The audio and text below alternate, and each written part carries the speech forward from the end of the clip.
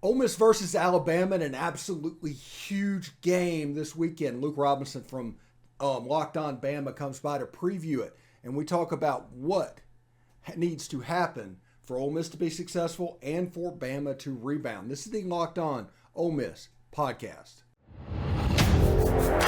You are Locked On Ole Miss, your daily podcast on the Ole Miss Rebels, part of the Locked On Podcast Network, your team every day.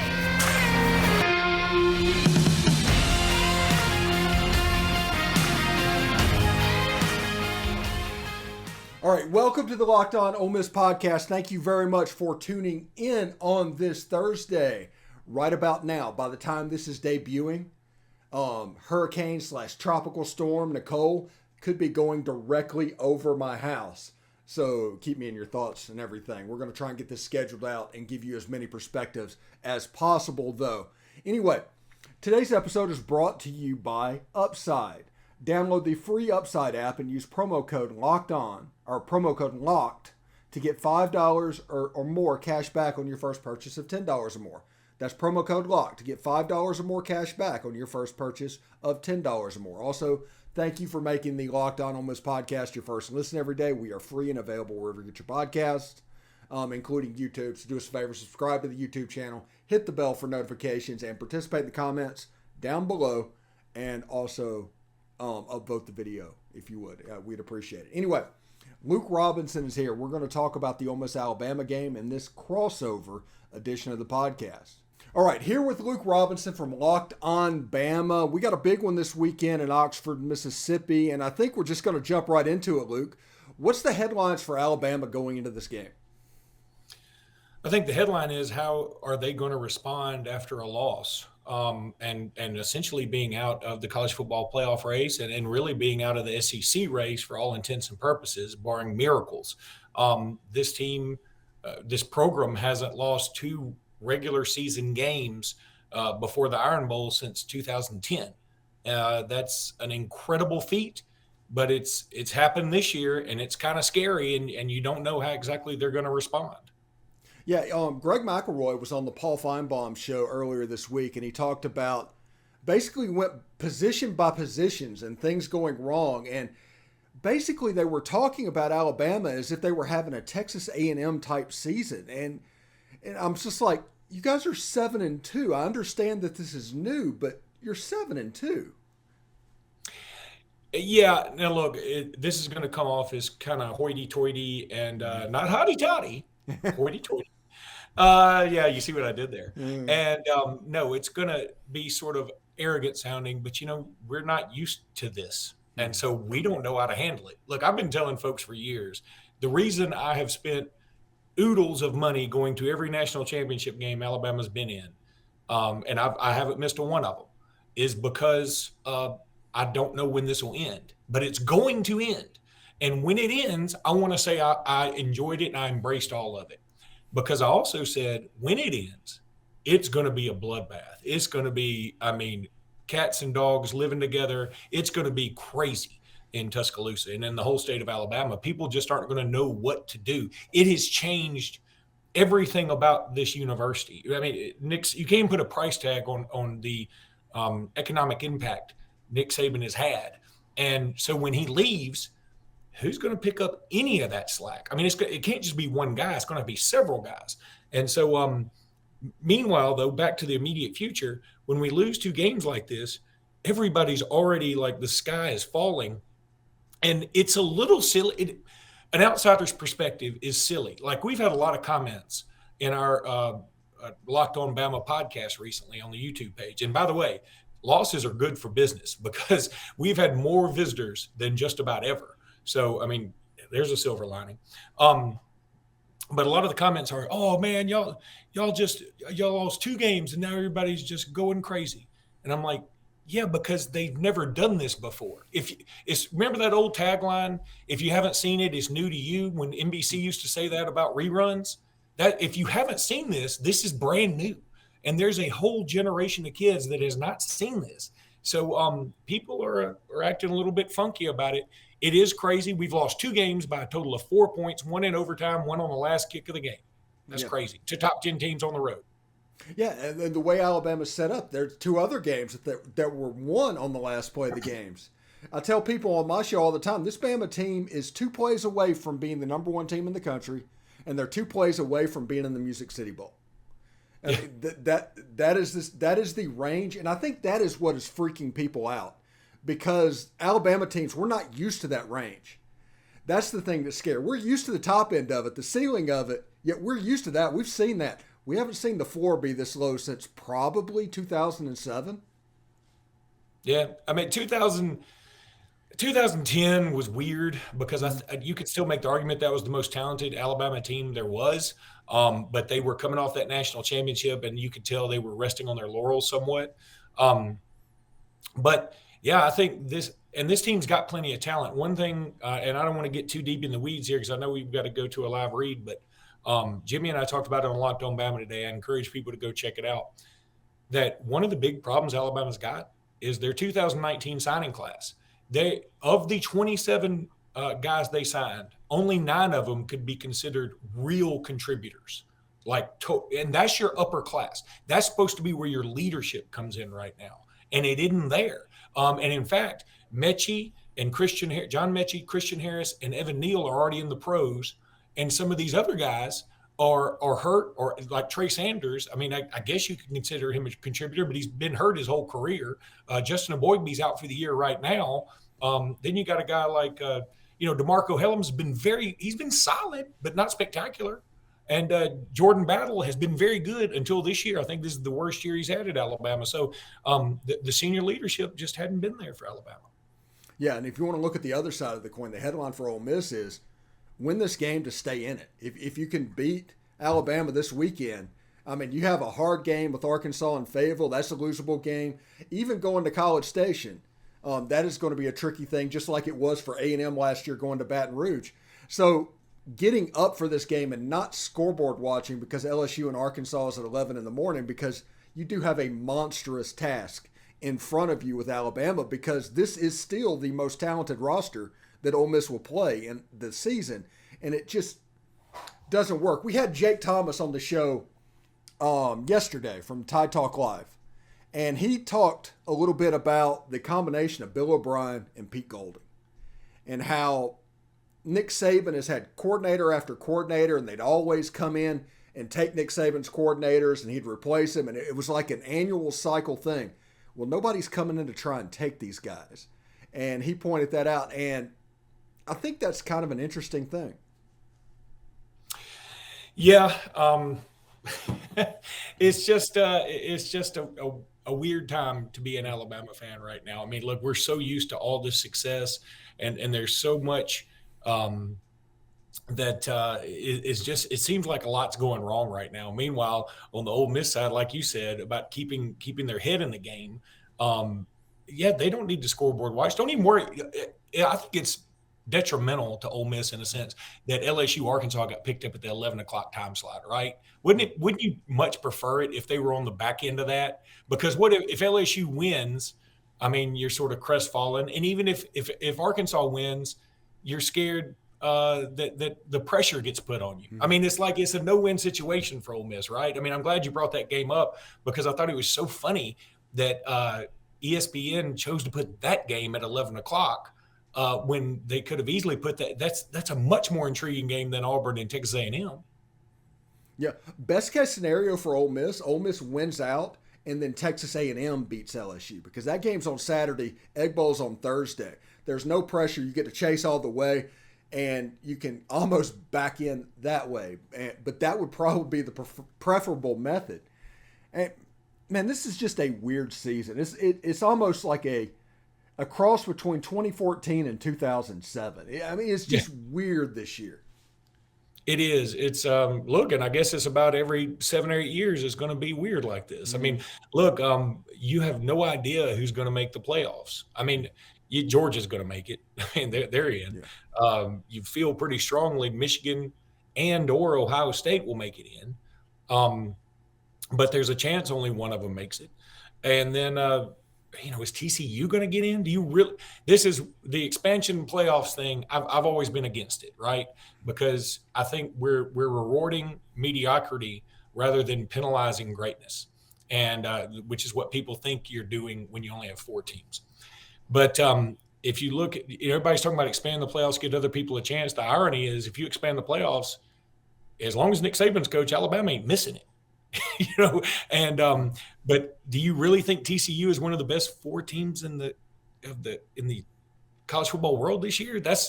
I've watched them play. I don't feel like they are, but I guess they're going to end up getting a chance at it, right? Yeah, and you look at this, and it's like Clemson got 10th in this week's playoff rankings, and it's just an abomination that they're above Ole Miss at this point. I agree with that. Yeah, you get housed by Notre Dame. Clemson should not be there, but they need an ACC team within spitting distance of the playoff. The Big 12, TCU, they need somebody before, so this won't be an SEC Big 10 Invitational, which is where it's trending, because 5 out of the top 11 teams are SEC teams. Yeah, look, I could even make the case that Ole Miss should be ahead of Alabama. I get it. It doesn't matter to me if Alabama was 9, 10, or 11. It doesn't matter, really. I'm not going to make the case anyway. I think you could spin it both ways, that Alabama's losses have been more impressive than Ole Miss's loss, if that's the way you want to judge things. But I don't think, when it comes to something as remedial to me as Clemson versus Ole Miss, if Ole Miss and Clemson played today, and I'm talking about in Death Valley, I'd pick Ole Miss to win. Yeah, absolutely. Anyway, inflation is hurting us all, and we're all thinking of different ways we can cut back, whether it be driving less, different stuff at the grocery stores, maybe off-brand stuff. Well, we can all agree there's nothing fun about less, so I've started using the Upside app. Upside is an incredible app for anyone who buys gas, groceries, or dines out. With Upside, you don't have to cut back because you get cash back on every purchase. To get started, download the free Upside app. Use my promo code LOCKED and get $5 or more cash back on your first purchase of $10 or more. Next, claim an offer on whatever you're buying on Upside. Check in at the business, pay as usual with a credit card or debit card, and get paid. In comparison to credit card rewards or loyalty programs, you can earn 3 times more cash back with Upside. Upside users are earning more than $1 million every week. That's probably why they have a 4.8 rating on the App Store. So download the free Upside app. Use promo code LOCKED and get $5 or more cash back on your first purchase of $10 or more. That's 5 or more cash back on your first purchase of $10 or more using promo code LOCKED. And also, I do want to say thank you very much for making the Locked On Ole Miss and the Locked On Bama podcast your first listen every day. We are free and available wherever you get your podcast, including YouTube. So do us a favor, subscribe to the YouTube channel, hit the bell for notifications when we release a new video, and of course, participate in the conversation by commenting down below or upvoting the video itself. We'd appreciate it very much. Luke, now let's move into the game this weekend. We talked about headlines a little bit. What do you think is Alabama's key to winning this football game Saturday? Having fun again. When it used to be having fun for Alabama was joyless murder ball, right? You just go out there and you just beat people to a bloody pulp.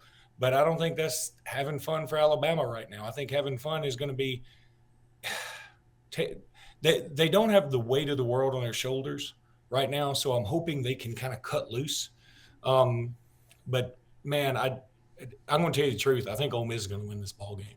I'm scared of the way Alabama's going to react. But I'm trying to come up with the keys, and the only thing I can figure is just, man, go out there and just play like with reckless abandon. Just go out there and play, caution to the wind, all those cliches, and just don't worry about it. Because at this point, yeah, you don't want to lose.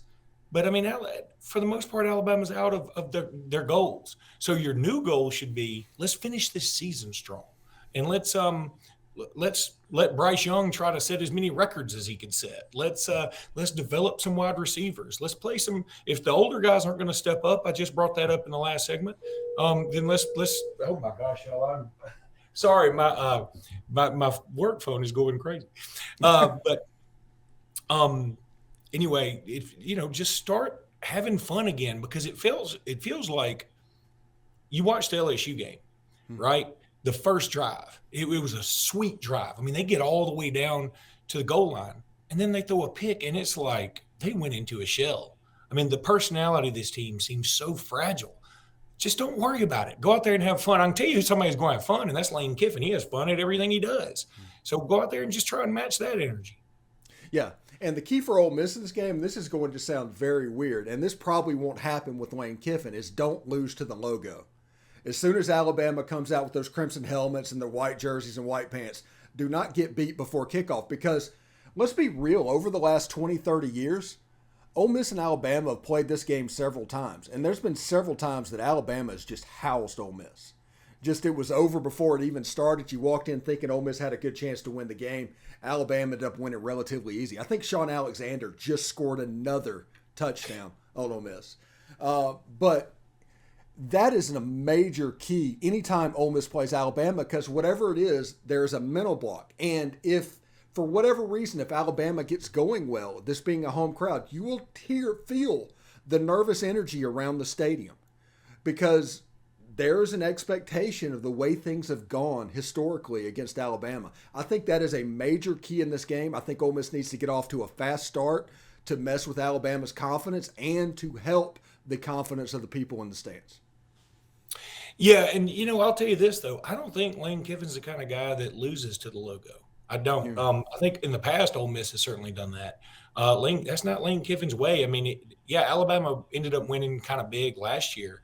But the first year they played, I mean, it was just tit for tat most of the ball game. It was a lot like that, 2016 game, which was a ton of fun. I mean, gosh, that game was just awesome on so many levels.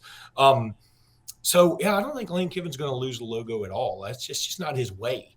Like I said, he is so carefree that he doesn't just follow his Twitter. It's so much fun. I mean, he tweeted out something about, hey, I'm reading, Lessons in Greatness by Nick Saban, or whatever the name of that book is. I mean, it was just awesome stuff. I mean, he's that's not his way. And so that's what I'm saying. Like, as an Alabama fan, Alabama has dealt with, heavy is the crown, right? Alabama has been dealing with the heaviness of this crown for 15 years.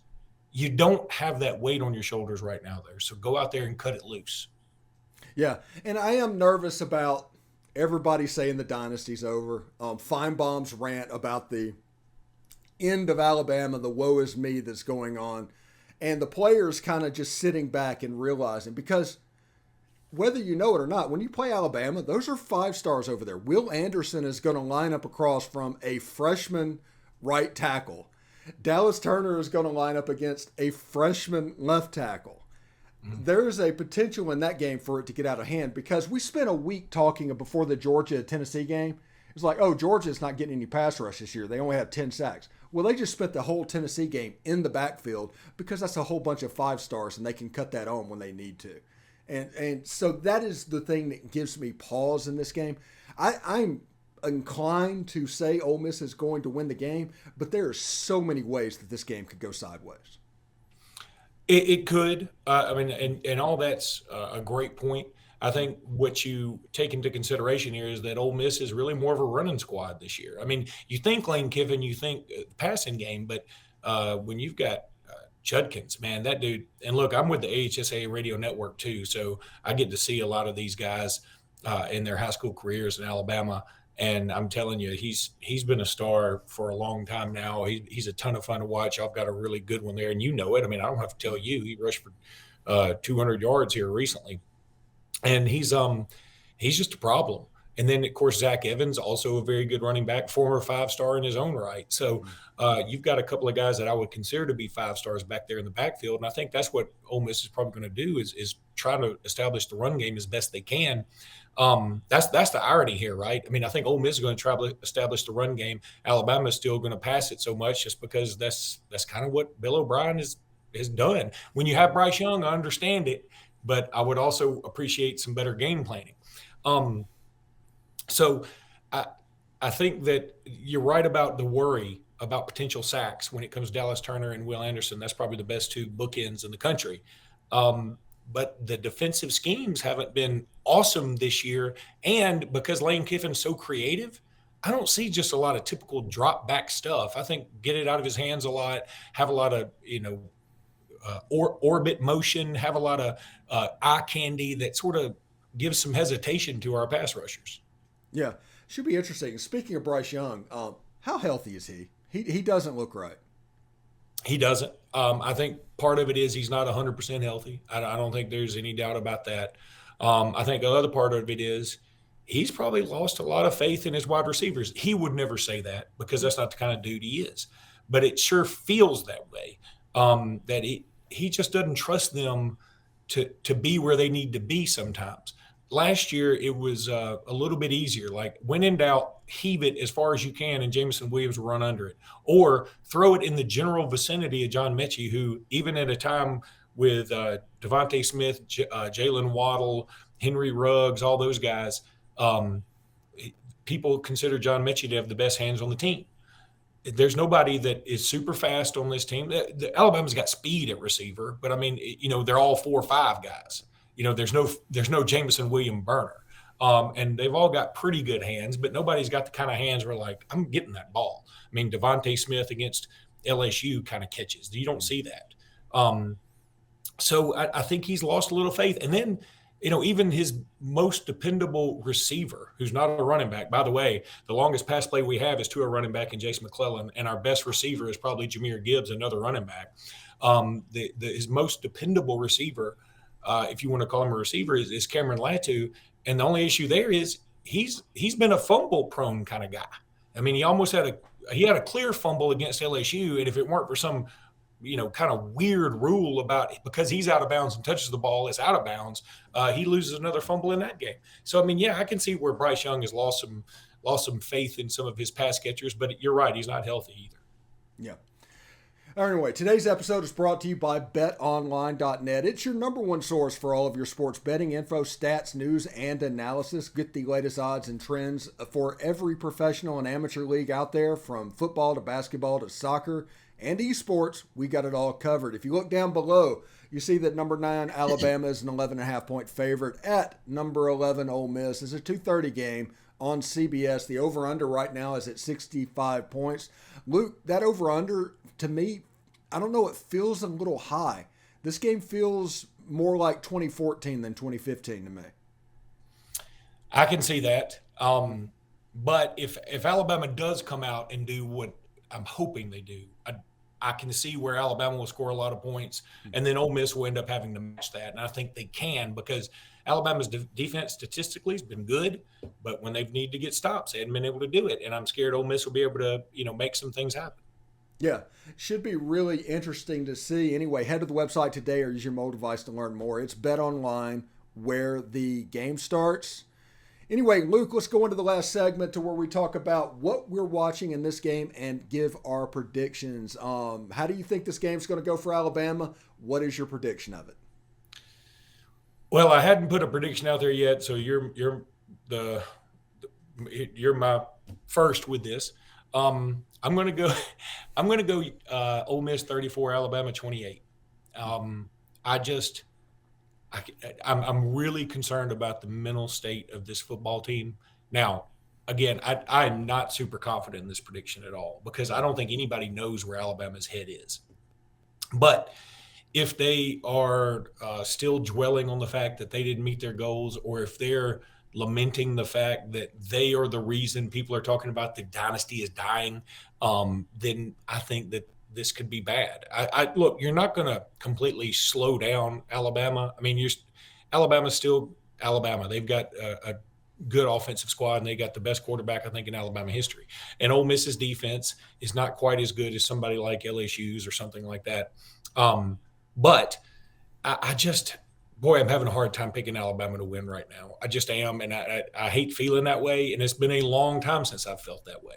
But, this feels like the kind of game that Lane Kiffin, with an off week, spent a lot of time working on it, excited about it all summer. Lane Kiffin's the kind of coach to me that'd be like, in the summer he goes, okay, you get blown out at LSU, even when you're in the top 10 and everybody's singing your praises, but you get to beat Alabama. Will you take that? He'd say, yeah, all day, because I want to beat Nick Saban, and I want to do it at my house.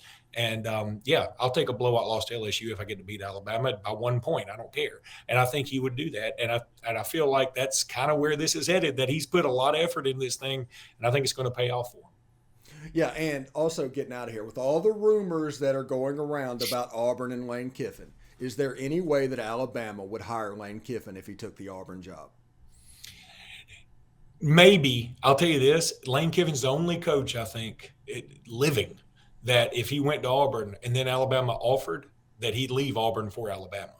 That's the only coach I think that would have the cojones to pull that off, and really have the ego to pull it off. I don't think there's any coach alive that would do that like head coach to head coach, just a move like that, no matter what the offer was or whatever. But I think Lane Kiffin would do it. I'm going to tell you what, there are a lot of Alabama fans that hope Lane doesn't take it just so that he can maybe be the successor. And that would make some sense, because I've always said Alabama's got to go from like the authoritarian Nick Saban to a more fun-loving guy. And I feel like they need to go from a Saban who's more of a dictator to a sort of, hey, let's everybody have fun with this thing. And I'm going to be on Twitter, and I'm not going to recruit quite as much because I can recruit really well when I do recruit, kind of thing. And I think that would be a good move for Alabama, because that's the kind of culture shift you're going to need.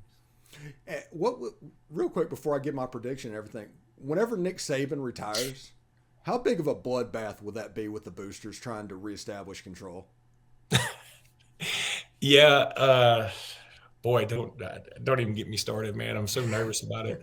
I mean, look, when I think about Nick Saban leaving, you know what I think about? When Mike Dubose had his press conference, I think it was in 97, or late 96 or whatever. And no, it is 97. And I remember I was one of those idiots that was like, let's fax in and say, you got to hire Mike Dubose. He's an Alabama guy, and he loves Alabama, Crimson Tide, blah, blah, blah. And when he had his press conference and his shirt was kind of untucked and his hair was all disheveled, and he stammered and stumbled, and I thought, I have made a horrible mistake. I don't know if you're a fan of Arrested Development, the old sitcom, but Job used to say that all the time. Yeah. And that's what I was like. I was like, I have really messed up here, guys. And I want to do over right now. And so, yeah, because then, the boosters got all involved, and it's going to be a problem. I mean, y'all are going to enjoy our downfall. I'm going to tell you, y'all, other SEC teams have not enjoyed this run we've been on. We have, but when the bottom falls out, y'all are going to just sit back and eat popcorn and just laugh it up. Well, the good news is Tennessee is going to be so obnoxious for their brief flash in the pan that we're going to go back to be able to really hate them, because they're just so annoying. Oh my goodness. Hey, I'm going to tell you this. I was pulling for Tennessee because I was like, look, if Alabama doesn't go to the SEC title game, then I want it to be Tennessee and Ole Miss. I can't imagine a more fun, intriguing matchup. I would have probably gotten a ticket myself to go to that. I would have loved that. The rivalry between Tennessee and Ole Miss right now goes beyond just Lane Kiffin. It is so weird. The hatred and vitriol that they have for Ole Miss, even us winning the baseball national championship when they had the season they had. Yeah. All of that piled on top. And there's just like, in my comments, I have Tennessee fans. We don't even play Tennessee this year. They're always in my comments. Well, that's why the SEC is the SEC. The Pac-12 doesn't have that, right? Yeah, anyway, in this game, what I'm watching to see if the Ole Miss's defense tackles well, because this is a situation, if they don't, Alabama has the potential to do what they did to Arkansas in the fourth quarter. So we want this to look like the second and third quarter and not let Jahmyr Gibbs and those guys loose.